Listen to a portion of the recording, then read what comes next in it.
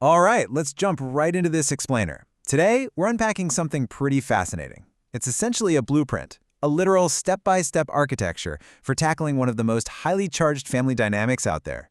We're going to break down this framework to see exactly how it's designed to navigate such a sensitive topic. It's not just about what to say. It's really about how to say it, to get maximum understanding and, honestly, maximum empathy. Just listen to the sheer weight of this quote from the source. Never choose between mom and wife again. Wow. I mean, that instantly hits you with the emotional stakes of what we're looking at, right? Think about the massive tug of war implied in that one sentence, a conflict so many people deal with behind closed doors. By anchoring the source material with this incredibly bold promise, we instantly get a feel for the gravity of the problem we're dissecting today. So how do you navigate this impossible choice? Notice how the source material doesn't go for some slow, meandering intro here. It just hits the conflict head-on.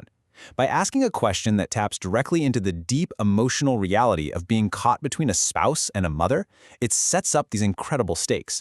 It's a textbook strong hook that pulls you in because, well, you desperately want to know the answer. Moving into Section 1, the core dilemma, where we'll unpack the two chairs concept. So here's the core framework laid out for us. The two chairs rule is presented as this vital tool for resolving deep family tension so husbands don't have to choose sides. It's actually a brilliant metaphor. Think about it. Two separate chairs. It perfectly captures the idea of giving both of these vital women their own distinct place of honor, without forcing them to fight over a single seat. It's a really smart, highly visual way to conceptualize setting boundaries that anyone can instantly grasp. All right, on to Section 2, the delivery blueprint. Let's deconstruct the source text itself. Take a look at this structured pathway.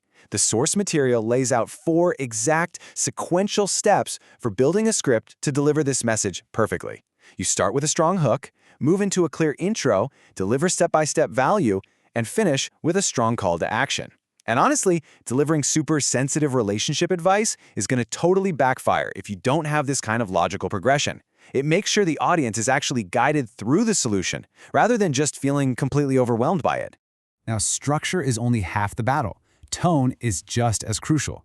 The absolute mandate here is to keep a friendly, conversational style using natural spoken dialogue. There's actually a pretty fun irony here. We are literally looking at a bulleted list to understand a rule that strictly forbids using bullet points. But it makes sense, right? Trying to diffuse a massive family battle can't sound like you're reading a corporate memo. It has to feel like a warm, empathetic chat with a trusted friend. Next up is Section 3, delivering step-by-step value, focusing on how to actually teach the rule. Notice this specific requirement, step-by-step value delivery with examples. Because this topic is so incredibly sensitive, the source insists it has to be taught sequentially and really grounded in real-life scenarios. You can't just toss out the two chairs concept as some abstract theory. When you're dealing with a dynamic this combustible, people need to see exactly how it plays out at an actual Sunday dinner or, a stressful holiday gathering. The true power of the rule is totally in its practical application.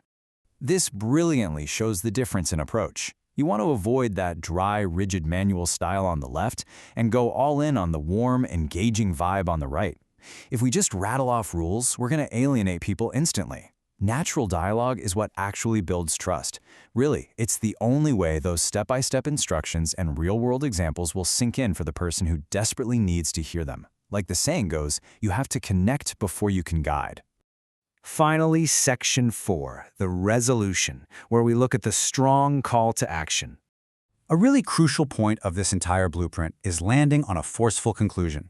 The source is clear. It needs a strong call to action at the end that pushes the audience to actually use the two chairs rule.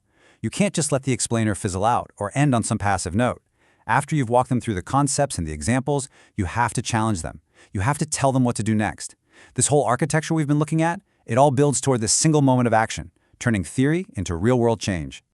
So, bringing this whole blueprint into focus, I want to leave you with this really provocative thought, directly from the framework, to consider in your own relationships.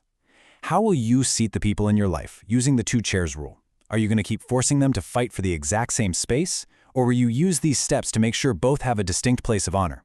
Take a hard look at your own family dynamics today and decide who needs their own chair.